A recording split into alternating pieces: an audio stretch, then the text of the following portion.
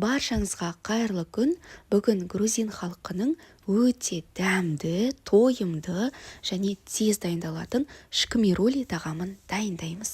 Бұл тамақ үшін әдетте тауық еті қолданылады. Тауық етінің кез келген жерін қолдана беріңіз.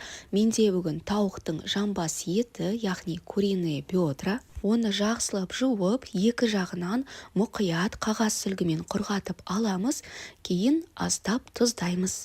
Екінші жағында тұздап, қолымызбен сәл сылап жібереміз. Табамызды отқа қойып, қыздырып, шамамен 2 ас қасықтай сұйық май құямыз. Майымызды қыздырамыз, кейін тауығымызды екі жағынан қызартып қуырып алуымыз керек. Орташадан жоғары отта 5 минуттай әрбір жағын қызартып қуырып аламыз. Осы уақытта табамыздың қақпағын жауып қоямыз. Шкмирули тағамына міндетті түрде қосылатын ингредиент